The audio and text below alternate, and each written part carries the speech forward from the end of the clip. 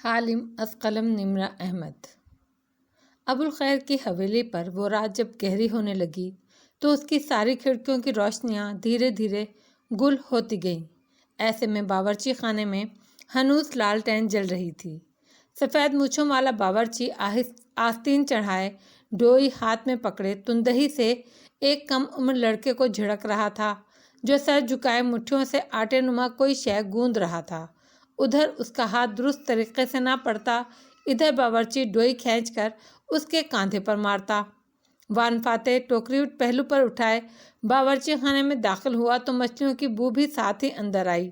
ٹوکری کٹی ہوئی صاف مچھلیوں سے بھری تھی جسے اس نے میز پر لا دھرا اور پھر ناگواری سے باورچی کو دیکھا جو اس لڑکے کو کوستے ہوئے ڈانٹ مار کے کام کروا رہا تھا۔ لڑکے کے آنسو بہہ رہے تھے اور شانے سے خون بھی رس رہا تھا۔ فاتح خاموش کھڑا اسے دیکھتا رہا۔ باہر سے کسی نے آواز دی تو باورچی برے منہ بنائے باہر نکل گیا۔ لڑکے نے بھیگا چہرہ اٹھا کر گلہ آمیز نظروں سے فاتح کو دیکھا۔ غصے والی شکل کیوں بنا رہے ہو؟ اگر میری مدد نہیں کر سکتے تو؟ اس کو جیسے آس ٹوٹنے کا دکھ تھا۔ الفاظ نہ سمجھ آئے ہوں، انداز بتاتا تھا کہ وہ کیا کہہ رہا ہے۔ مجھے اس پر نہیں، تم پر غصہ ہے۔ اگر کوئی تمہیں مار رہا ہے اور تم اس کا ہاتھ خود نہیں پکڑ سکتے تو کوئی تمہیں اس کے ظلم سے نہیں بچا سکتا۔ جب تک تم اپنے لیے نہیں لڑو گے کوئی تمہارے لیے نہیں لڑ سکتا۔ لڑکے کو البتہ سمجھ نہیں آئی تھی، بس خفگی سے آنسو پوچھتا پھر سے آٹا گوندنے لگا۔ فاتح اپنی کوٹری میں آ گیا۔ رات سیاہ پڑ رہی تھی اور دھیرے دھیرے ساری حویلی نیند کی آغوش میں ڈوبتی جا رہی تھی۔ وہ البتہ بھوسے کے بستر پر چت لیٹا کافی دیر بس چھت کو دیکھتا رہا۔ ذہن میں وہ آریانہ سے باتیں بھی کر رہا تھا۔ رات گہری ہوتی گئی، دوسرا پہر گزرنے لگا جب ایک دم اسے لگا اوپر روشن دان سے کوئی سانپ گرا ہے۔ وہ کرنٹ کھا کر اٹھا اور چند قدم پیچھے ہٹا، پھر اندھیرے میں آنکھوں کی پتلیاں سکیڑ کر دیکھا۔ وہ سانپ نہیں تھا، وہ روشن دان سے لٹکی رسی تھی۔ وان فاتح کے گردن کے بال کھڑے ہو گئے۔ رسی سے اوپر چڑھنا قطعاً مشکل نہیں تھا۔ چند منٹ میں وہ روشن دان سے نکل کر اوپر آ گیا جہاں چھت کا شیڈ بنا ہوا تھا، طویل شیڈ جو مخروطی تھا اور اوپر عمارت کے مینار تک جاتا تھا۔ رسی وہاں چمنی سے بندھی تھی اور چمنی کے پاس وہ آرام دہ حالت میں بیٹھی تھی۔ فاتح احتیاط سے اوپر چڑھتا اس تک آیا، پھر گردن گھما کر دیکھا۔ پہرے دار بہت نیچے تھے، وہ انہیں نہیں دیکھ سکتے تھے۔ تالیہ نے شاہی لباس کے بجائے سادہ کھلا سیاہ پاجامہ اور سیاہ لمبی قمیص پہن رکھی تھی۔ پالتی مار کر بیٹھی وہ سنہرے بالوں کا جوڑا بنائے بس سادگی سے اسے دیکھ رہی تھی۔ اس کے قریب فاتح نے قدم روکے۔ شہزادی، سر کو خم دیا۔ وہ اٹھی نہیں، بس سر کو جنبش دی۔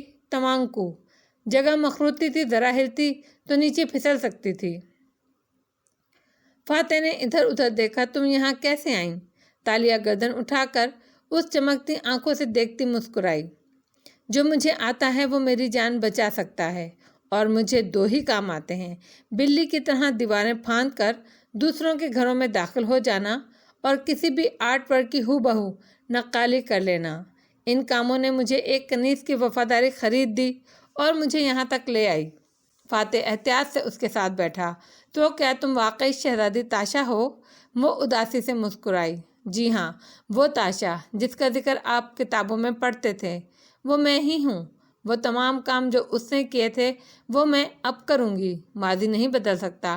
ہم دراصل تاریخ کو بدل نہیں رہے، بلکہ ہم اس وقت تاریخ میں موجود ہیں اور ہم تاریخ کو بنا رہے ہیں۔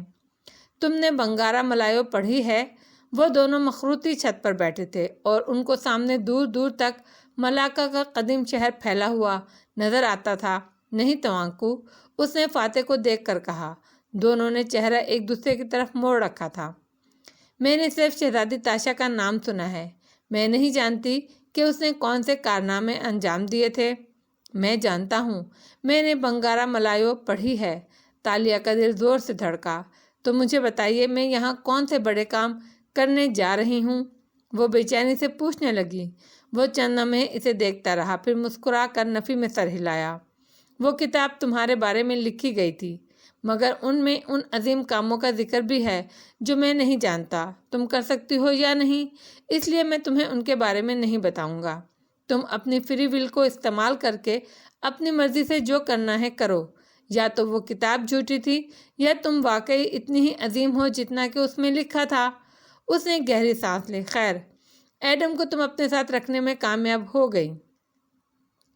وہ جو انہماک سے سن رہی تھی اس کی بات بدل دینے پر بدمزہ ہوئی، ذرا سے شانے اچکائے۔ ہاں، وہ محل میں پورے عیش و آرام سے رہ رہا ہے، درجنوں غلام اس کی خدمت پر مامور ہیں، 600 کتابیں اس کو مطالعے کے لیے پیش کی گئی ہیں، 3 وقت کا کھانا شاہی باورچی خانے سے آتا ہے اس کا، اور کیا چاہیے اس کو؟ مطلب تم نے اس کو شاہی لائبریری میں قید و مشقت پر رکھ دیا ہے۔ اب یہ تو اپنی اپنی نظر کی بات ہے تو انکو، چونکہ میری نظر مثبت ہے تو میرے خیال میں وہ آرام سے ہے، مزے سے بولی اور مسکراہٹ دبائی۔ فاتح بھی مدھم مسکراہٹ کے ساتھ اسے دیکھ رہا تھا۔ سلطنت ملاکا کا قدیم چاند آسمان پر تیر رہا تھا اور ایسے میں دونوں اس مخروطی شیڈ پر بیٹھے اعتراف سے بے خبر نظر آتے تھے۔ تم کیسی ہو؟ فاتح نے دھیرے سے پوچھا۔ میرے پاس پلان ہے تو انکو، راجہ مراد مجھے چابی نہیں دیں گے، اس لیے میں ایڈم کو زبان سکھا رہی ہوں تاکہ وہ میرے ساتھ رہ سکے۔ آپ کو بھی میں آپ کے مالک سے خرید کر محل میں لے جاؤں گی، پھر ہم اس چابی کو مل کر تلاش کریں گے۔ اور میں پوچھ رہا ہوں تم کیسی ہو تالیہ؟ وہ نرمی سے بولا تو تالیہ نے چونک کر اسے دیکھا۔ میں؟ وہ گمسم ہوئی۔ میرے باپا سے اتنے عرصے بعد ملی ہوں، اپنے ملک واپس آئی ہوں، خوش ہوں۔ وہ اسے دیکھ کر رہ گئی۔ یہ میرا ملک نہیں ہے، یہ میرے لوگ نہیں ہیں، میرا ملک صرف ملائیشیا ہے، 2016 کا ملائیشیا، اور مجھے اس میں واپس جانا ہے۔ اور تمہارے باپا؟ مجھے ان سے کوئی اپنائیت، کوئی محبت محسوس نہیں ہوئی، ہمارے درمیان کچھ بھی مشترک نہیں ہے، میری فیملی صرف داتن ہے اور کوئی نہیں۔ وہ اداس ہوئی، چہرہ موڑ لیا۔ اب وہ دور اندھیرے میں ڈوبے شہر کو دیکھ رہی تھی۔ یہ تو تم محسوس کر رہی ہو، راجہ مراد کیسا محسوس کرتا ہے؟ پتہ نہیں، میرا نہیں خیال ان کو مجھ میں کوئی دلچسپی ہے۔ انہوں نے پہلے ہی دن میرے پیچھے ایک کنیز کو لگا دیا۔ یا شاید تم فرض کر چکی ہو کہ تمہیں کوئی بھی انسان اپنی فیملی نہیں سمجھ سکتا، اس لیے تم اپنی اصلی فیملی سے مل کر بھی پر امید نہیں ہو۔ تم اپنی عزت نہیں کرتی تالیہ۔ اس نے شاکی نظریں فاتح کی طرف موڑی۔ میں 17 سال بعد ان سے مل رہی ہوں، مگر ان کے انداز میں کوئی محبت، کوئی والہانہ پن نہیں تھا۔ تم ان سے 17 سال بعد مل رہی ہو، وہ تمہیں 5 دن پہلے مل رہا ہے۔ 5 دن صرف اس سے دور رہی ہو تم، ظاہر ہے وہ نارمل ہوگا۔ کیا آریانہ کو کھونے کے 5ویں دن آپ نارمل تھے؟ الفاظ تھے کہ کیا؟ فاتح ایک دم خاموش ہو گیا۔ کیا اگر 5ویں دن اس چیئر لفٹ ٹریک پر آپ جاتے اور وہ آپ کو مل جاتی تو کیا آپ اس سے اظہار محبت کرنے میں سرد مہری یا کنجوسی سے کام لیتے؟ میرا کیس مختلف ہے، میں 21ویں صدی کا باپ ہوں۔ پہلے زمانے میں لوگ اتنے ایکسپینسو نہیں تھے، باپ عموماً سخت گر ہوتے تھے۔ ہاں، اس نے گہری سانس بھر کر اسپات میں سر ہلایا۔ ہماری دنیا اور اس دنیا میں بہت فرق ہے، اور اپنی دنیا میں واپس جانے کے لیے ہمیں راجہ مراد سے لڑنا پڑے گا۔ تم اپنے باپ کو اپنا دشمن کیوں سمجھتی ہو؟ کیونکہ وہ کوئی ہیرو نہیں ہیں، وہ خطرناک ہیں، قاتل ہیں، ظالم ہیں۔ انہوں نے اپنے ہی لوگوں سے وعدہ کیا تھا، ان کی بھلائی کا وعدہ، اور پھر انہوں نے اپنا ضمیر بیچ کر اس وعدے کو بھلا دیا اور ایک طاقتور عہدہ حاصل کر لیا۔ ایسے شخص کو کیا کہتے ہیں توانکو؟ وہ چند لمحے اسے دیکھتا رہا، پھر آہستہ سے بولا، سیاست دان۔ سیاست دان ہیں؟ تمہارے باپا صرف ایک سیاست دان ہیں۔ میرے باپا ایک خطرناک ظالم نہیں، وہ صرف ایک سیاست دان ہے، اور ان کا مقابلہ کرنے کے لیے اتنا پریشان ہونے کی ضرورت نہیں ہے۔ وہ تحمل سے کہہ رہا تھا۔ سیاست دان سے مقابلہ کرنے کے لیے کسی جنگ، کسی لڑائی، کسی چیز کی ضرورت نہیں، سوائے ایک چیز کے۔ کیا؟ The art of politics. Taliya نے خفگی سے اسے دیکھا۔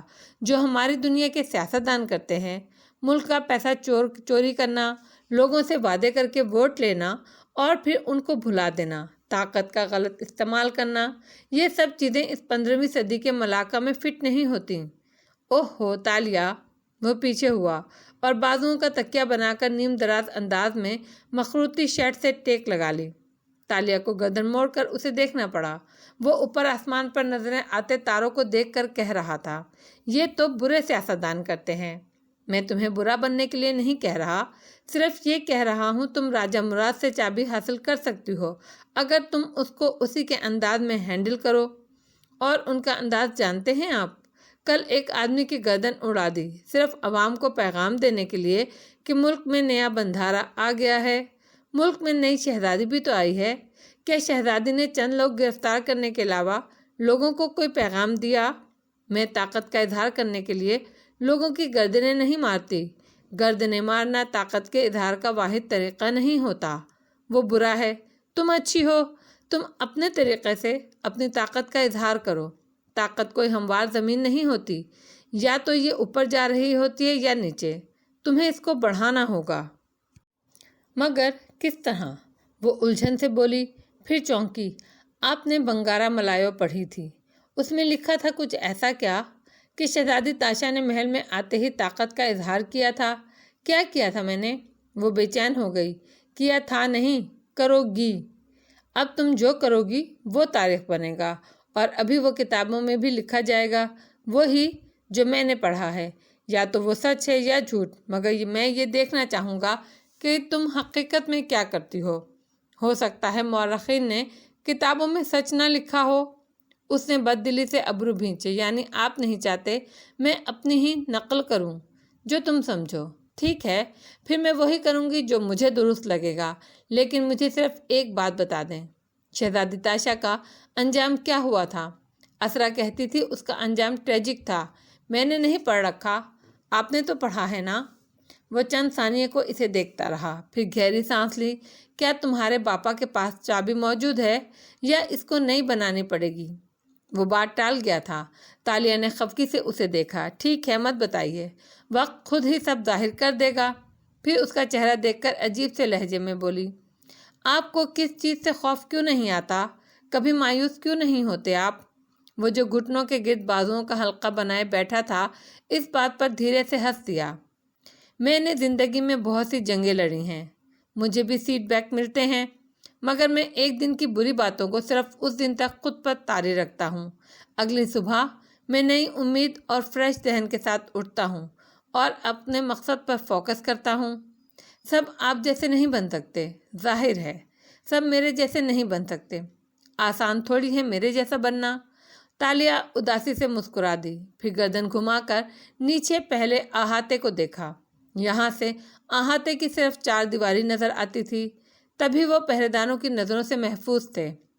میں اب چلتی ہوں، آپ نیچے اتر جائیں اور آرام کریں، اپنا خیال رکھنا۔ وہ اٹھ کھڑا ہوا، وہ اسے سہج سہج قدم اٹھاتے جاتا دیکھتی رہی، پھر لباس میں چھپایا بٹوا نکالا۔ گیلا بٹوا اب سوکھ چکا تھا اور اس میں وان فاتح کے ID کارڈ، کریڈٹ کارڈ، رقم، پاپ کارن کے ٹکڑے اسی طرح رکھے تھے۔ وہ بٹوا واپس کرنے آئی تھی مگر نہیں کر سکی، نہ جانے کیوں۔ چند ساتوں بعد محل کے سبزہ زار پر وہ خاموشی سے شریفہ کے ساتھ چل رہی تھی۔ دونوں نے چوغے پہن رکھے تھے اور ٹوپیاں سروں پر گرا رکھی تھیں۔ لائبریری کے سامنے وہ رکی اور چوغے کی ٹوپی پیچھے گرائی تو پہرے دار اسے دیکھ کر چونکے، پھر ادب سے پیچھے ہٹ گئے۔ اندر فرش پر کتابیں پھیلائے چمڑے کو کاٹتا ہوا ایڈم بیٹھا تھا۔ چراغ اور قندیلیں روشن تھیں۔ وہ گال تلے ہاتھ رکھے ایک کتاب کے مطالعے میں منہمک تھا، ایک کتاب کی جلد چپکا کر اسے سوکھنے کے لیے سامنے رکھا تھا۔ آہٹ پر وہ ہڑبڑا کر سیدھا ہوا اور پھر جلدی سے سیدھا کھڑا ہوا۔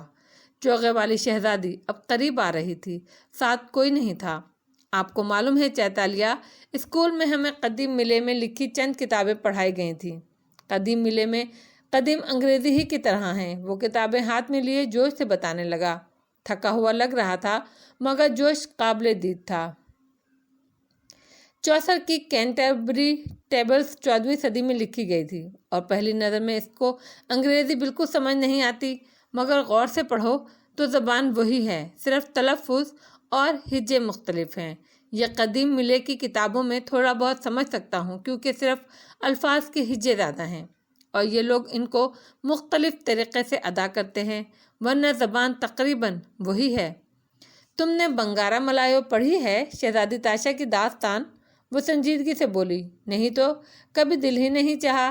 یعنی تمہیں نہیں معلوم شہزادی تاشا نے کون کون سے کارنامے سر انجام دیے تھے؟ نہیں چیتالیہ، مجھے نہیں معلوم۔ مگر آپ کیوں پوچھ رہی ہیں؟ پہلے وہ الجھا، پھر چونکا۔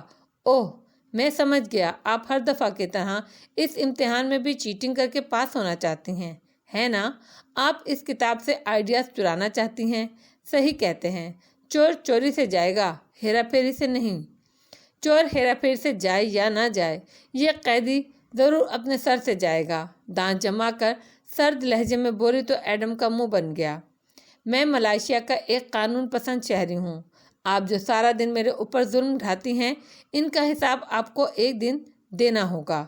کام پر دھیان دو اور زیادہ دماغ خرچ مت کرو، کہیں ختم ہی نہ ہو جائے۔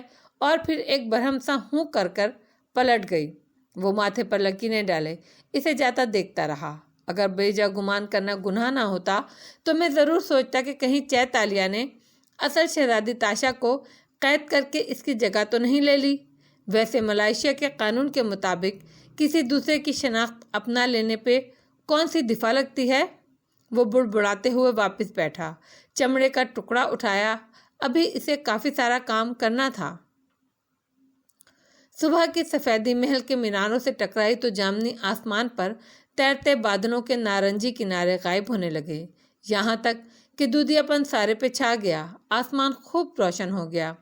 شہزادی تاشا کی خوابگاہ میں سنگھار میز کے سامنے کرسی پر وہ بیٹھی تھی اور ٹیک لگائے بے نیاز مغرور نظروں سے آئینے میں خود کو دیکھ رہی تھی۔ پیچھے کھڑی شریفہ اس کے بالوں میں نرمی سے ہاتھی دانت کا بنا کنگا پھیر رہی تھی۔ ایک بازو اس نے پھیلا رکھا تھا جس میں ایک دوسری کنیز سونے کے کنگن چڑھا رہی تھی۔ راجا نے کہا ہے شاہی اتالیق کو بلوایا جائے، وہ آپ کو مختلف فنون اور آداب کی تربیت دیں گے۔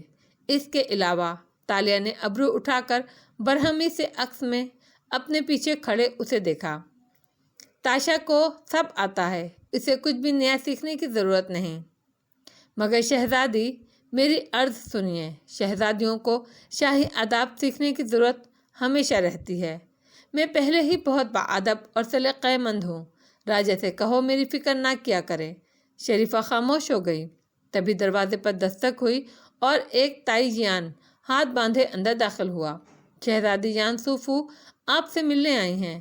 تالیہ چونکی، فوراً شریفہ کو دیکھا، پھر آئینے میں خود کو دیکھا۔ اس کا سنگھار مکمل ہو چکا تھا، لبوں پر لپسٹک بھی لگی تھی اور آنکھوں میں کاجل بھی، مگر بال بنانے ابھی رہتے تھے۔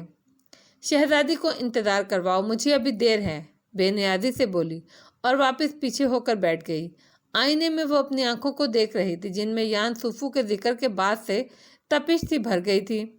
وہ ظالم شہزادی جس نے البور سونگائی کے لوگوں پر ظلم ڈھایا تھا اور نہ جانے کتنے لوگوں کو قید میں ڈالا تھا، جس کی حد سے بڑی حرکتوں پر بھی سلطان اسے ٹوکتا نہیں تھا کیونکہ وہ چین کے بادشاہ کی بیٹی تھی اور سلطان کی محبوب منگیتر جس سے چند دن بعد سلطان کی شادی ہونا تھی۔ وہ اس وقت ملاقہ کی سب سے طاقتور عورت تھی، سوائے راجہ مراد کے اس کے مقابلے پر کوئی نہیں تھا۔ اس کی سازش بوجہ بنی تھی کہ تالیہ کا البور سونگائی اجڑ گیا اور وقت کا دروازہ پار کر گئی۔ وہ آج وہ شہزادی اس سے ملنے جا رہی تھی۔ تالیہ نے آج گلابی زرتار لباس پہنا تھا، بالکل شاکنگ پنک۔ لہنگا سا قدموں کے نیچے سے فرش پر جھاڑو دیتا تھا، قمیض گھٹنوں تک آئی تھی، دونوں کوہنیوں پر ریشمی دوپٹہ پیچھے سے ڈال رکھا تھا جو لباس کے ساتھ فرش کو چھوتا تھا۔ سنہری بال آدھے باندھے، وہ بالوں پر تاج پہنے باہر محل کے سبزہ زار کی روش پر چلتی آ رہی تھی۔ دونوں کنیزیں اور خادم ایک قدم پیچھے تھے۔ باغ میں ایک جگہ چھوٹے چھوٹے درخت لگے تھے، ان کے ساتھ شہزادی یان سوفو کھڑی تھی۔ اس نے چینی طرز کی لمبی میکسی پہن رکھی تھی اور بالوں کے جوڑے میں لمبی اسٹرکس اٹکی نظر آتی تھیں۔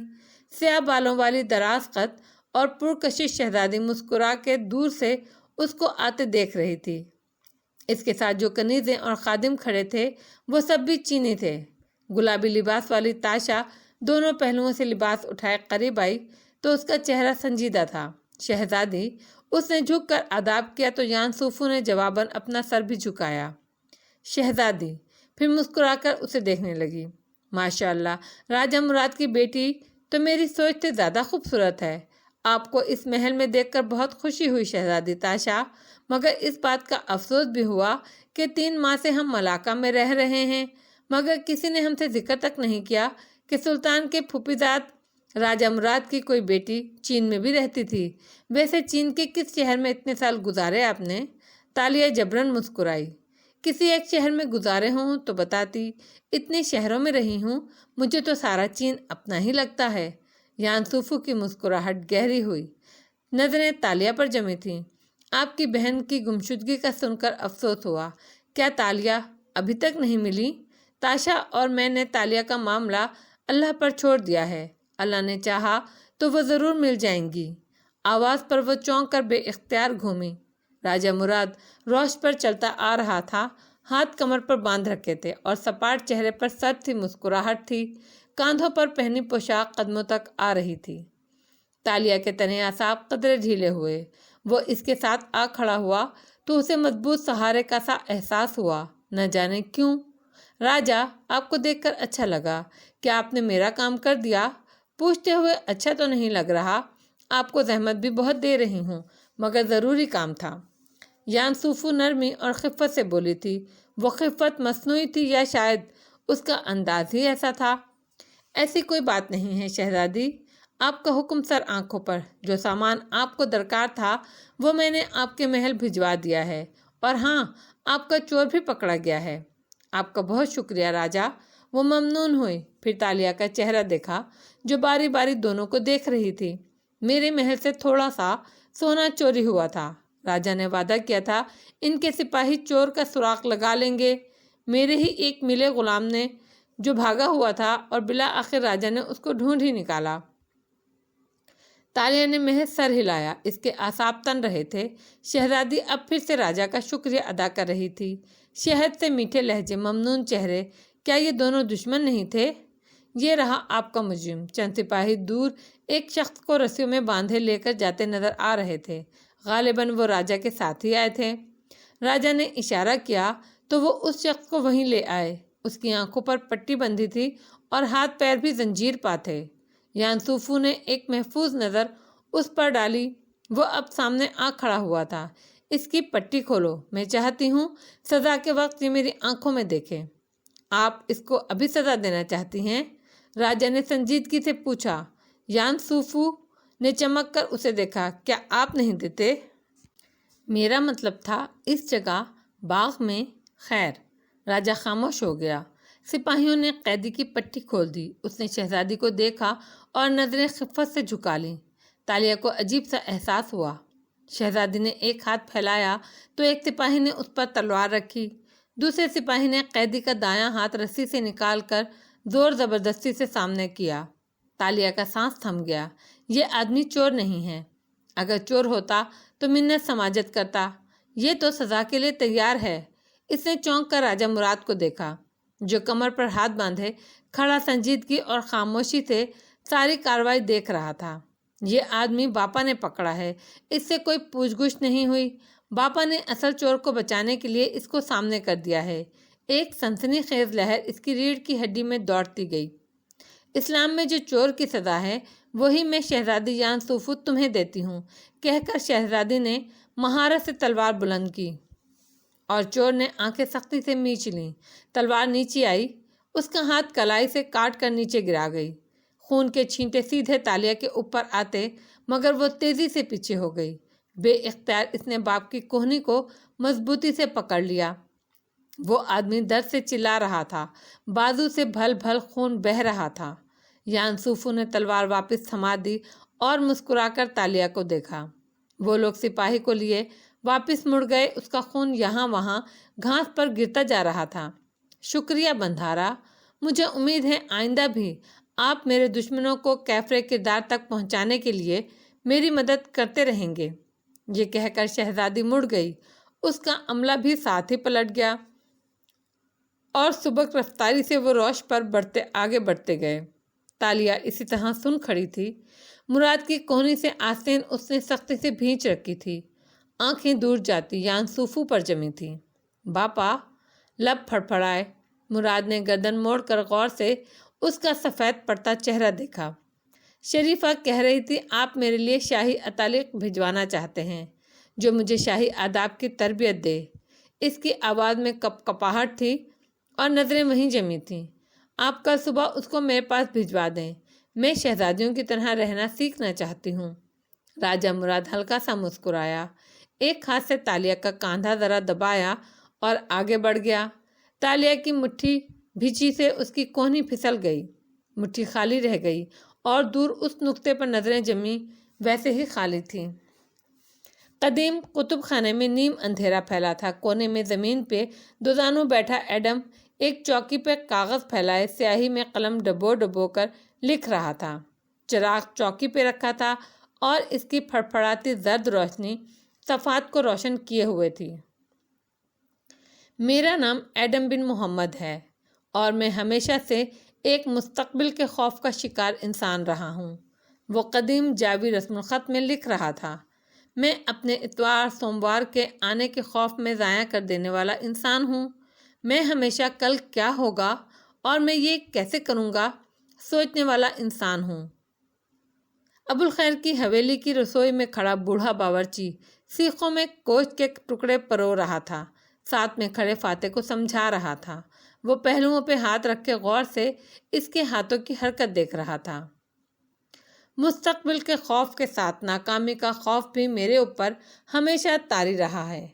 मैं ज़िंदगी का हर बाब शुरू करने से कबल ये सोचता रहा हूँ कि क्या करूँ जो हार से बच जाऊँ। एडम की कहानी भी साथ जारी थी।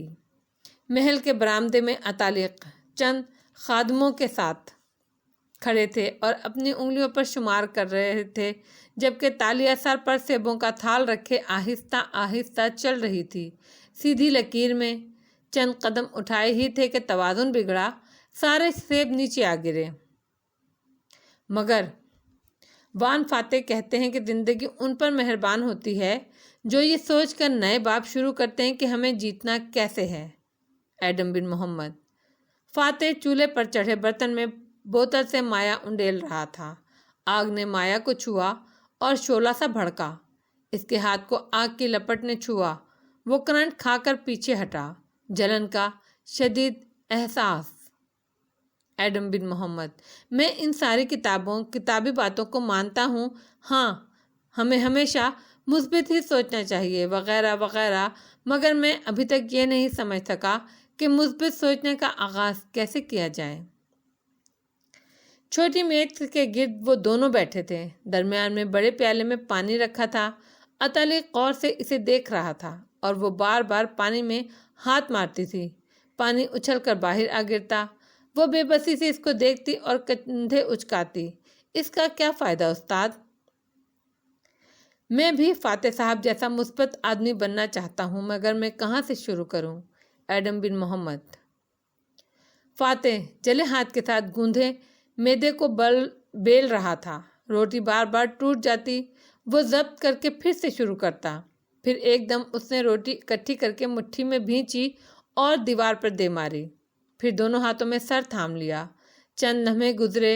उसने गहरी सांसें लेकर खुद को नॉर्मल किया और दोबारा से पेड़े निकालने लगा। एडम बिन मोहम्मद सोच रहा था कि क्यों न पहले मैं अपने अंदर के मनफीपन को निकालने की सही करूं। मुझे सबसे पहले कौन सी चीज़ मनफी रद्दअमल की तरफ धकेलती है? लोगों की बातें गुस्सा दिलाती हैं, खौफ दिलाती हैं बातें। वो मसहरी पर बैठी थी। हाथों में रेशमी कपड़ा था जिस पर सुई से वो कुछ काट रही थी। अतालिक इसके कंधे के पीछे खड़ा कमर पर हाथ बांधे झुककर टांका देख रहा था। फिर इसने नफ़ी में सर हिलाया तो तालिया ने गुस्से से कपड़ा गोल मोल करके वापस फेंक दिया। अतालिक आगे बढ़ा, झुककर कपड़ा उठाया और अदब से वापस शहजादी को ला दिया। तालिया ने रूहानसी होकर इसे देखा और फिर कपड़ा थाम लिया। एडम बिन मोहम्मद। अल्लाह ताला फरमाता है कि इंसान जल्दबाज बनाया गया है, यानी जल्द रद्दअमल दे देने वाला। इसका मतलब है हम इंसानों को اپنے اندر فیڈ اس پروگرام کو بدلنا ہوگا۔ ہمیں ذرا ذرا سی بات پر رد عمل دینے سے خود کو روکنا ہوگا۔ وہ رسوئی میں کھڑا تھا، اپنے سامنے ڈھیروں پیالیاں رکھی تھیں۔ وہ چائے دان کو ہوا میں کئی فٹ بلند کیے پیالیوں میں چائے اڈیل رہا تھا۔ قہوے کی دھار سی نیچے آتی اور ایک ایک کپ کو بھرنے لگتی۔ جہاں اس کا ہاتھ ڈھیلا پڑتا قہوہ باہر جھلکتا، وہیں ایک ہٹا کٹا پہرے دار زور سے چھڑی اس کی کمر پر مارتا۔ وہ ضبط سے لمحے بھر کو آنکھیں میچتا، پھر دوبارہ سے گہری سانس لے کے چائے انڈیلتا۔ ایڈم بن محمد: میں نے یہ سیکھا ہے کہ جب تک میں ہر ایک کی ہر بات کو دل سے لگاتا رہوں گا تب تک میں اذیت میں رہوں گا۔ کسی دوسرے انسان کو صرف الفاظ سے میرا سکون چھیننے کا اختیار نہیں ہونا چاہیے۔ وہ گاؤ تکیے کے سہارے بیٹھی تھی اور ہاتھوں میں ستار اٹھا رکھا تھا۔ اس کی مختلف تاروں کو چھیڑتی وہ اسے بجانے کی کوشش کر رہی تھی۔ اطالق کھڑا افسوس سے نفی میں سر ہلا رہا تھا۔ وہ دانت کچکچا کر مزید تیز تیز انگلیاں تاروں پر رگڑنے لگی۔ انگلیوں کے پوروں سے خون نکلنے لگا۔ ایڈم بن محمد: اصل طاقت تو ٹھنڈے رہنے میں ہے۔ اصل طاقتور لوگ وہی ہیں جو لوگوں کی ہر رائے پر یقین نہیں کر لیتے بلکہ اکثر باتوں کو درگزر کر جاتے ہیں اور ان کو بیجا سوچنا نہیں پڑتا۔ 2 چولہوں پر کڑھائیاں تھیں۔ وہ بیک وقت تیزی سے دونوں ہاتھوں سے ان میں چیزیں الٹ رہا تھا، پھر کڑھائی کے ہینڈل کو پکڑ کر اٹھا کر سبزیوں کو الٹتا پلٹتا۔ انداز میں مہارت اور چہرے پر سنجیدگی تھی۔ دور بیٹھے بوڑھے باورچی نے محض نظر اٹھا کر اسے دیکھا اور مسکرا کر جھک کر اپنا کام کرنے لگا۔ اگر دوسروں کے منہ سے نکلے الفاظ ہمیں کنٹرول کرنے لگ جائیں تو اس کا یہ مطلب ہوا کہ ہم نے اپنی پوری ذات کا کنٹرول دوسروں کے ہاتھ میں دے رکھا ہے۔ نہیں، اگر مجھے مثبت انسان بننا ہے تو مجھے پہلے قدم کے طور پر اپنے موڈ کا کنٹرول اپنے ہاتھ میں لینا ہوگا۔ ایڈم بن محمد سوچ رہا تھا۔ وہ سر پر ایک کتاب کے اوپر سیب رکھے سفید چاک کی کھینچی لائن پر سیدھ میں چل رہی تھی۔ لبوں پر مسکراہٹ تھی، اب پیر نہیں رپٹ رہا تھا، وہ بالکل سیدھی چل رہی تھی۔ ایڈم بن محمد: میں بطور انسان کے اکیلا ہی اس دنیا میں آیا تھا اور اکیلا ہی جاؤں گا۔ میرے دوست اور میرے گھر والے بھی ہر وقت میری پسند کی بات نہیں کہہ سکتے۔ میں دن میں بہت دفعہ بہت سی باتوں پر دکھی ہوں گا اور اس دکھ سے بچنے کے لیے مجھے کیا کرنا چاہیے؟ ابو الخیر کی طویل ڈائننگ ٹیبل سجی تھی، اوپر فانوس جل رہا تھا۔ سربراہی کرسی پر ابو الخیر بیٹھا کھانا کھا رہا تھا۔ دائیں ہاتھ کھڑا غلام چائے دان سے اس کی ننھی پیالی میں سریت سے قہوہ انڈیل رہا تھا۔ دھار برابر تھی، ایک قطرہ بھی باہر نہیں جھلکا تھا۔ مجھے یہ مثبت سوچ رکھنی ہے کہ جو بری بات یہ شخص میرے بارے میں منہ سے نکال رہا ہے یہ اس کی رائے ہے، اور جیسے اس کی زندگی کے بارے میں بہت سی دوسری آراء غلط ہو سکتی ہیں ویسے ہی یہ بھی غلط ہے۔ ایڈم بن محمد: تالیہ اور اطالق لکڑی کی میز کے دونوں سروں پر بیٹھے تھے۔ اس نے زور سے پانی کے پیالے پر ہاتھ مارا، پانی چھلکا۔ اطالق نے دوبارہ کرنے کو کہا۔ اس نے دوبارہ سیدھا ہاتھ مارا مگر اطالق نے جلدی سے پیالہ ہٹا لیا۔ اس کا ہاتھ میز پر پوری قوت سے لگا۔ لکڑی کی میز تڑق سے 3 ٹکڑوں میں بٹ گئی۔ تالیہ کی آنکھیں حیرت اور استعجاب سے پھیل گئیں۔ اور کسی کی غلط آراء کے پیچھے صرف بے وقوف لوگ اپنا موڈ خراب کرتے ہیں۔ ایڈم بن محمد: اس کے سامنے ٹیپیسٹری رکھی تھی اور وہ کھڑے کھڑے اس پر مہارت سے سوئی سے ٹانکے کاڑھے جا رہی تھی۔ ایک پورٹریٹ سا نقش بن رہا تھا۔ وہ مسکرا کر رفتار تیز کیے گئی۔ میں یہ نہیں جانتا کس طرح مجھے وان فاتحی کی طرح ہمیشہ جیت کا سوچنا ہے یا مستقبل کے خوف سے نکل آنا ہے۔ میں واقعی نہیں جانتا، مگر میرے خیال میں زندگی کو جتنا اب تک میں سمجھا ہوں، اگر میں مثبت انسان بننا چاہتا ہوں تو مجھے سب سے پہلے اپنے موڈ، اپنی مسکراہٹوں اور اپنے آنسوؤں کا اختیار دوسروں کی زبانوں سے واپس لینا ہوگا۔ ایڈم بن محمد: وہ سلائیوں کو ہاتھ میں پکڑے باغیچے میں کرسی پر بیٹھی تیزی سے اون کے دھاگے کو بنے جا رہی تھی۔ الٹا سیدھا اون کے گھر، ہر شے اس کی انگلیوں پر بہت آسان ہوتی جا رہی تھی۔ جب تک میں ہر آدمی کی رائے پر دکھی ہوتا رہوں گا یا جواب میں اس پر غصہ کرتا رہوں گا، میں بڑا آدمی نہیں بن سکتا۔ ایڈم بن محمد۔ وہ چمٹے کی مدد سے بھنی ہوئی بوٹیاں اٹھا اٹھا کر تشتری میں رکھ رہا تھا۔ سارے باورچی خانے میں باربیکیو کا دھواں اور مہک پھیلی تھی۔ باورچی نے کلیجی کے ایک ٹکڑے کو منہ میں رکھا تو اس کے تاثرات خوشگوار ہو گئے، لیکن پھر چہرہ سنجیدہ بنائے آگے بڑھ گیا۔ میں یہ بھی نہیں جانتا بڑا آدمی کون ہوتا ہے، مگر اتنا ضرور جانتا ہوں مجھے کہ سارے بڑے آدمی مثبت سوچ والے لوگ ہوتے ہیں۔ ہاں، یہ ایک بات مجھے اچھے سے معلوم ہو گئی ہے۔ عطیہ کتاب اٹھائے اس سے کچھ پوچھ رہا تھا اور وہ سامنے کرسی پر مؤدب بیٹھی کتاب کو دیکھے بغیر مسکرا کے لفظ بلفظ سب سنائی جا رہی تھی۔ انسان کو چھوٹا اس کی سوچ بناتی ہے، بڑی سوچ، اچھی سوچ اسے آزاد کرتی ہے۔ ایڈم بن محمد۔ وہ چھرا ہاتھ میں لیے لکڑی کے تختے پہ کھٹاکھٹ سرخ ہری سبزیاں کاٹ رہا تھا۔ اگر میں اپنی سوچ کو آزاد کرنا سیکھ جاؤں اور میں اپنے ہر قسم کے خوف سے خود کو نکال لوں تو میں اتنا ہی ٹھنڈا اور آزاد انسان بن جاؤں گا جتنا فاتح صاحب ہیں، جتنے سارے بڑے لوگ ہوتے ہیں۔ ہاں، میں ابھی سارے گن نہیں سیکھ پایا، لیکن تھوڑی بہت زندگی کی حقیقت مجھے معلوم ہونے لگی ہے۔ تالیہ تیر کمان کو تانے، فضا میں نشانہ باندھے زور سے کمان کھینچ رہی تھی۔ تیر فضا میں اڑتا ہوا سیدھا ایک پرندے کے اندر پیوست ہو گیا۔ اس نے مسکرا کر کمان نیچے کی، پرندہ گھائل ہو کر سیدھا نیچے آن گرا۔ وہ جو ہمیں معلوم ہوتا ہے وہ ہماری جان بچاتا رہے گا۔ ایڈم بن محمد۔ ایڈم نے سیاہی میں ڈوبا قلم پرے رکھا اور اداس مسکراہٹ سے کاغذ اٹھا کر دیکھا۔ اس پر سیاہی ابھی گیلی تھی۔ اس نے کاغذ کا کنارہ چراغ کے شعلے پر سلگایا۔ آگ نے کاغذ کو پکڑ لیا اور وہ پھیلنے لگی۔ وہ اپنے الفاظ کو جلتے ہوئے دیکھنے لگا۔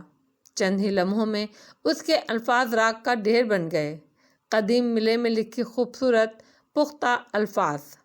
4 ہفتوں کے بعد اس صبح سورج نکلتے ہی بادل ایسے چھائے کہ آسمان پھر سے سیاہ پڑنے لگا۔ سارے پہ چھاتا سا تن گیا اور ٹپ ٹپ بارش برسنے لگی۔ محل کے کتب خانے کی کھڑکی کے سامنے کرسی پر بیٹھے ایڈم نے کتاب سے سر اٹھا کر کھڑکی کے شیشے سے تڑ برقتی بوندوں کو دیکھا اور پھر چہرہ موڑا۔ مناسب خوراک اور صاف لباس کے باعث وہ اب نارمل لگ رہا تھا۔ کیا میں اب شہزادی تاشا سے مل سکتا ہوں؟ 4 ہفتوں سے میں قید ہوں اور شہزادی روز اول کے بعد دوبارہ مجھ سے نہیں ملی۔ انداز شکایتی تھا مگر لہجہ صاف تھا۔ پیچھے کھڑے پہرے دار سپاہی نے بس ایک تیز نگاہ اس پر ڈالی۔ شہزادی آج کل عطیہ کے ساتھ مصروف ہوتی ہیں اور وہ ہر وقت قیدیوں سے ملاقات نہیں کرتی، اس لیے اپنے کام سے کام رکھا کرو۔ ایڈم نے گہری سانس لے کر چہرہ واپس کتاب پر جھکا دیا۔ اس کے ساتھ کے دونوں قیدیوں کو شہزادی کے فرمان کے مطابق رہا کر دیا گیا تھا۔ ایک وہی رہ گیا تھا، مگر اس دوران وہ قدیم ملے بول سمجھ اور لکھ لیتا تھا۔ وہ جدید ملے سے بہت زیادہ مختلف نہیں تھی۔ پھر بہت سی کتابیں یہاں دستیاب تھیں اور کتابیں پڑھنے میں وہ ہمیشہ سے اچھا رہا تھا۔ کتب خانے سے دور محل کے ایک اونچے مینار میں بنی کھڑکی شہزادی تاشا کی خوابگاہ میں کھلتی دکھائی دیتی تھی۔ اس کھڑکی پہ بھی بوندیں تڑا تڑ برس رہی تھیں۔ اندر پلنگ پر ٹیک لگائے تالیہ بیٹھی تھی، ریشمی لحاف سینے تک ڈالے۔ وہ شب خوابی کے لباس میں تھی، بال کھلے تھے، ہاتھوں میں کوئی کتاب پکڑ رکھی تھی۔ بار بار جمائی روکتی تھی۔ قریب شریفہ ہاتھ باندھے کھڑی بتا رہی تھی، سلطان مرسل کو پیغام بھجوایا تھا کہ آپ ملاقات کرنا چاہتی ہیں۔ پچھلے 4 ہفتوں میں کئی بار پیغام پہنچا چکے ہیں ہم، مگر ملکہ یان سوفو منع کروا دیتی ہیں۔ آپ اپنے باپا سے کیوں نہیں کہتی کہ وہ سلطان سے آپ کی ملاقات کرا دیں؟ یان سوفو کی سلطان سے شادی ہو چکی تھی اور اب وہ ملکہ بن کر سلطان محل میں منتقل ہو چکی تھی۔ تالیہ شادی پر نہیں گئی تھی، ابھی وہ اتنے سارے لوگوں کا سامنا کرنے کے لیے تیار نہیں تھی۔ رہنے دو، کتاب پڑھتے پڑھتے تالیہ نے ہاتھ اٹھا کر اسے روکا۔ باپا کو کہنے کی کوئی ضرورت نہیں ہے۔ وہ کافی دن سے سلطان سے ملنے کی کوشش کر رہی تھی، مگر ملکہ اس کے قاصد کو سلطان تک پہنچنے سے قبل ہی واپس موڑ دیتی تھی۔ آپ اتالیق کے ساتھ چند گھنٹے گزارنے کے سوا سارا دن اس کمرے میں پڑی رہتی ہیں۔ آپ بیمار تو نہیں ہیں شہزادی؟ میں اس لیے پوچھ رہی ہوں کیونکہ اتنے پرتعیش کمرے اور ہر طرح کی اچھی خوراک کے باوجود بھی آپ اداس نظر آتی ہیں۔ تالیہ نے نظر اٹھا کر اسے دیکھا۔ کیونکہ یہاں زندگی بہت آسان ہے، یہ دنیا بہت مختلف ہے۔ یہاں کھانے کو بہت کچھ ہے، تلے ہوئے بھنے ہوئے گوشت سے بھرپور کھانے، اتنی کیلوریز، اور پھر یہاں میں میلوں جاگنگ نہیں کر سکتی۔ یہاں جم نہیں ہے، یہاں پارٹیز نہیں ہیں، یہاں سوئمنگ نہیں کی جا سکتی۔ صرف ایک چیز ہے، ٹارگٹ۔ راجا کی دستر سے وہ چابی چرانی ہے مجھے۔ سارے پلان اسی کے گرد گھومتے ہیں۔ اس نے صرف دل میں سوچا۔ سوچتی رہی مگر بولی کچھ نہیں۔ پھر احساس ہوا شریفہ کچھ کہہ رہی ہے۔ وہ چونکی۔ کیا؟ آپ کو ابوالخیر کی حویلی میں دلچسپی تھی نا شہزادی؟ آج شام ابوالخیر نے راجہ مراد کو اپنے ہاں دعوت پر مدعو کیا ہے۔ سلطان مرسل اور ملکہ بھی وہاں ہوں گے۔ اچھا، واقعی؟ وہ کتاب پرے پھینک کر ایک دم سیدھی ہوئی۔ کھانے کی دعوت ہے، جانے کھانا کون بنا رہا ہوگا؟ دل اس خیال پر زور سے دھڑکا، چہرہ تمتما اٹھا۔ تم میرا بہترین لباس اور زیور تیار کرو۔ آپ بھی جائیں گی دعوت میں؟ تاشا کو کوئی روک سکتا ہے کیا؟ وہ شریفہ کو دیکھ کر مسکرائی تھی۔ ابوالخیر کی حویلی کے احاطے میں بنی جیل میں شام ڈھلتے ہی بھرنے لگی تھی۔ قیدی غلاموں کو واپس لا کر اس میں بھرا جا رہا تھا۔ سارا دن کی مشقت کے بعد تھکے ہارے قیدی اندر آ کر نڈھال سے ادھر ادھر لڑکنے لگے تھے۔ ایسے میں صرف وہی غلام باہر تھے جو احاطے کے دوسرے کاموں پر مامور تھے یا جن کو حویلی کے اندر خدمت پر رکھ لیا گیا تھا، جیسے فاتح رامزل جو باورچی خانے میں کام کر رہا تھا۔ وہ سر جھکائے کھڑا مچھلی کے قتلے بناتا نظر آتا تھا۔ ماتھے پر مقامی لوگوں کی طرح پٹی باندھ رکھی تھی۔ سرمئی پاجامے کے اوپر کرتے کی آستینیں کوہنیوں تک موڑ رکھی تھیں۔ رنگت کافی جھلس گئی تھی، پہلے سے کمزور بھی لگ رہا تھا۔ گو کہ اسے اچھی غذا ملتی تھی، مگر وہ جو بہت مناسب ڈائٹ فوڈ کھانے کا عادی تھا، اسے یہ غذا اب کہیں جا کر بامشکل سوٹ کی تھی، ورنہ شروع میں اکثر معدہ الٹنے کو آ جاتا تھا، مگر وہ تحمل سے برداشت کر لیتا تھا۔ ایک ساتھی باورچی خانے کے ساتھ آ کر کھڑا ہوا اور چولہے پر تیل چڑھے پتیلے کا ڈھکن اتار کر دیکھنے لگا تو فاتح نے چہرہ اٹھا کر اسے دیکھا۔ کون آ رہا ہے جس کے لیے اتنا اہتمام کیا جا رہا ہے؟ وہ اب قدیم ملے کے چند الفاظ بول اور سمجھ لیتا تھا۔ ایڈم جیسی شستہ گفتگو تو نہیں کر سکتا تھا، مگر اشاروں اور چند لفظوں سے بات سمجھا لیتا تھا۔ سلطان مرسل، ملکہ یان سوفو، بندھارا مراد راجہ۔ دوسرا باورچی مہمانوں کے نام گناتا گیا۔ فاتح کے سبزی کاٹتے ہاتھ دھیمے پڑے۔ کیا بندھارا کے ساتھ کوئی اور بھی آئے گا؟ سر جھکا کر سرسری سا پوچھا۔ مثلاً کون؟ وہ دیچکے میں ڈوئی ہلا رہا تھا۔ ملکہ ایک خاتون ہے۔ ابوالخیر کے گھر میں کوئی خاتون نہیں رہتی، تو کیا ملکہ تنہا بیٹھیں گی؟ کس سے باتیں کریں گی؟ مزید سرسری سا پوچھا۔ وہ تنہا کیوں ہوں گی؟ ان کے سب سے معزز قرابت دار کو جو مدعو کر رکھا ہے ابوالخیر نے۔ کون؟ وہ چونکا۔ غلام نے ڈھکن واپس رکھا اور ایک اچتی نظر اس پر ڈالی۔ وہ جس کو ابوالخیر ہر چند دن بعد حویلی میں بلا لیتے ہیں، جو رات گئے تک یہاں بیٹھا ملکی امور پر گفتگو کرتا ہے، شطرنج کھیلتا ہے۔ سن باؤ تائی جیان، 3 نگینوں والا غلام۔ فاتح نے اتنی تیزی سے گاجر کا ٹکڑا کاٹا کہ چٹکنے کی زوردار آواز آئی۔ فوراً سے چہرہ اٹھایا تو اس پر مختلف رنگ تھے، جیسے وہ شوق میں ہو۔ سن باؤ، 3 خزینے، تائی جیان، غلام۔ باورچی کو دیکھ کر دہرایا، یعنی چینی بادشاہ کا تائی جیان، مخنث غلام، جو ملکہ یان سوفو کے ساتھ چین سے آیا تھا۔ کیا نام ہے اس کا؟ وانگ لی۔ مگر تم کیوں پوچھ رہے ہو؟ فاتح کا چہرہ یوں تھا گویا سارا خون نچوڑ لیا گیا ہو۔ پھر وہ جبراً مسکرایا۔ مجھے اس کو دیکھنے کا بہت شوق ہے، کیا آج میں برتن لگا سکتا ہوں؟ باورچی نے چونک کر اسے دیکھا اور پھر فوراً دور کھڑے بوڑھے نگران کو۔ اس کا چہرہ دمک اٹھا تھا۔ ہاں، کیوں نہیں، تم سب سیکھ تو چکے ہو، میں تمہارے کمرے میں آج آرام کر لوں گا۔ تم نگران کو کہنا میری طبیعت خراب ہے، فکر نہ کرو، میں تمہاری جگہ سنبھال لوں گا۔ وہ بدقت مسکرایا۔ تو پھر یہ شوربہ تم ہی اندر لے جاؤ، وانگ لی کب کا آیا بیٹھا ہے، ابھی دوسرے مہمان نہیں آئے۔ دیچکی کی طرف اشارہ کر کے وہ غلام خوشی خوشی پیچھے ہٹ گیا۔ فاتح نے دور دوسرے ملازموں کے سر پر کھڑے نگرانی کرتے بوڑھے کو دیکھا اور گہری سانس لی۔ چند منٹ اس کو راضی کرنے میں بھی لگے تھے۔ جس لمحے وہ لکڑی کی تشتری میں چاندی کے پیالے میں شوربہ رکھے باورچی خانے سے نکلا تو سامنے طویل راہداری نظر آ رہی تھی۔ وان فاتح قدم قدم بڑھنے لگا۔ یہ سن باؤ وانگ لی کا مجسمہ ہے۔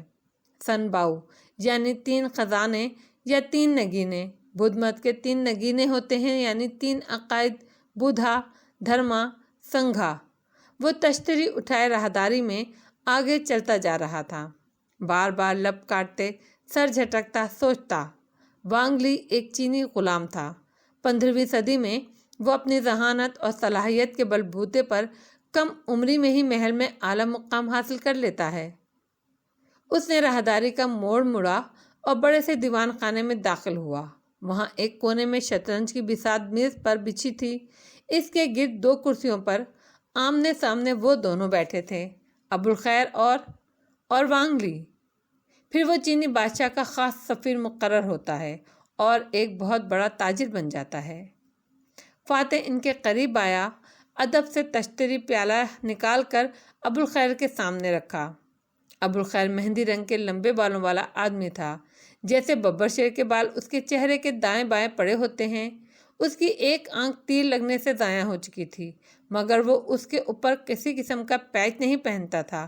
بدحیت، مجروح، کانی آنکھ جو پھولے انگور کی طرح تھی، اسی طرح سب کو نظر آتی رہتی اور طبیعت عجیب کر دیتی۔ غلام دبے الفاظ میں اس کو کانا دجال بھی کہتے تھے۔ یہ گھر وانگ لی نے بنوایا تھا۔ میں چھوٹا تھا تو ایک دفعہ یہاں آیا تھا، تب کسی کو نہیں معلوم تھا کہ یہ وانگ لی کا گھر ہے۔ وان فاتح کے ذہن میں پرانی سوچیں بھی ساتھ چل رہی تھیں۔ پھر وہ ترچھا ہوا، دوسرا پیالہ وانگ لی کے سامنے رکھا اور پھر نظر اٹھا کر اسے دیکھا۔ میں باپا کے ساتھ سامنے کسی دکان پر بیٹھا تھا، پھر ادھر آ گیا۔ یہ مجسمہ تب یہ ٹوٹا پھوٹا سا تھا، اسرا نے بعد میں اس کو ٹھیک کرایا۔ یہ مجسمہ مجھے بہت پسند آیا تھا۔ اب وان فاتح اسے سیدھا دیکھ رہا تھا۔ وہ فربی سا لمبے سیدھے بالوں والا ایک ادھیڑ عمر چینی شخص تھا۔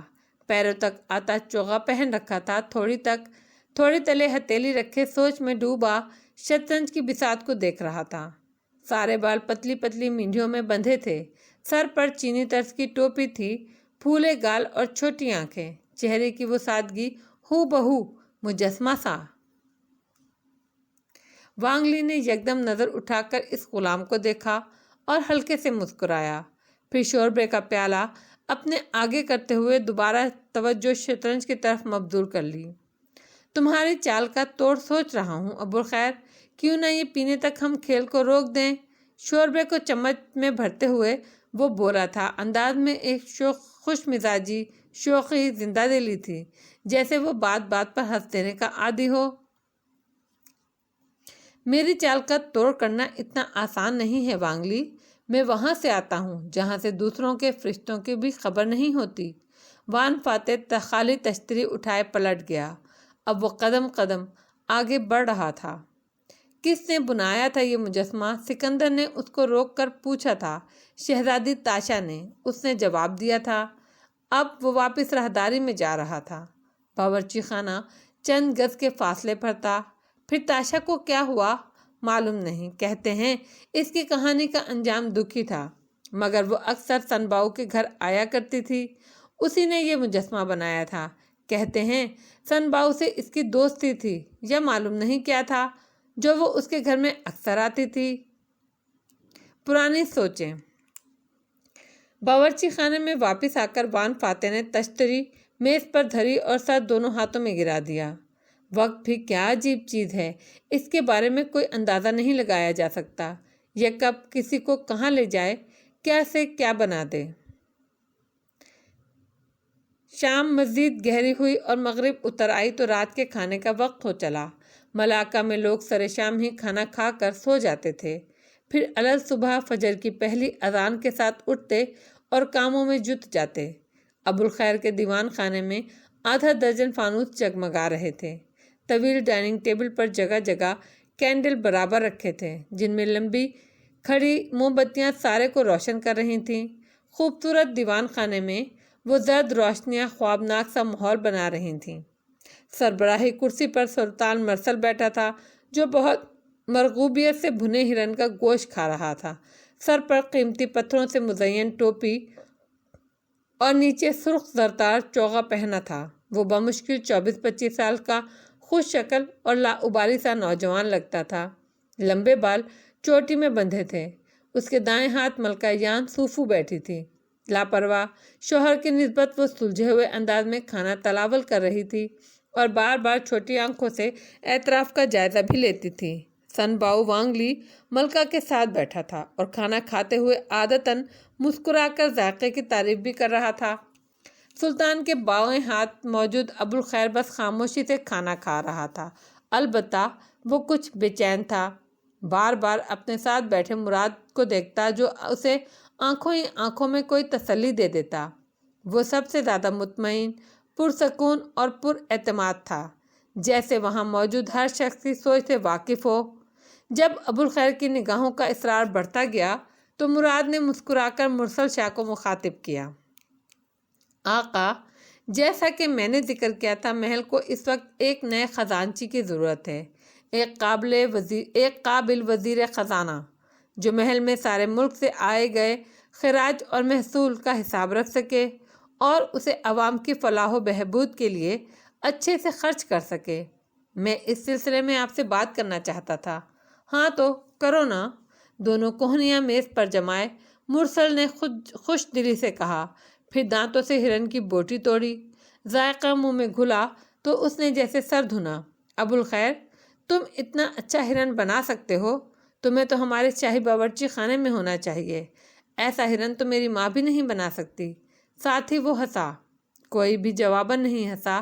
ملکہ نے آنکھیں میچ کر جیسے ضبط کیا اور ابوالخیر نے ایک شاکی نظر مراد پر ڈالی۔ مراد نے جواباً پلکیں جھپکا کر اشارہ کیا کہ دھیرج، صبر، ٹھنڈا کر کے کھاؤ۔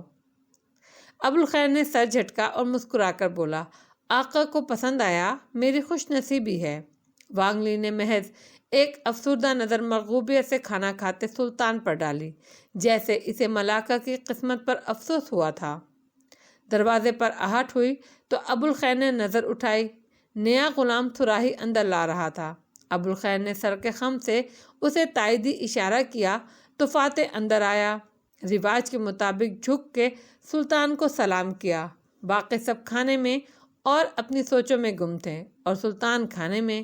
ایسے میں صرف وانگ لی نے محسوس کیا کہ اس توانا وجیم مرد غلام نے سلطان کے سامنے سر جھکاتے ہوئے بھی گردن پوری نہیں جھکائی اور اپنی آنکھیں مسلسل اٹھائے اس نے گہری نظروں سے سلطان کو بغور دیکھا تھا، پھر سیدھا کھڑا ہوا، نظریں جھکا دیں اور صراحی سے سلطان کی پیالی میں قہوہ انڈلنے لگا۔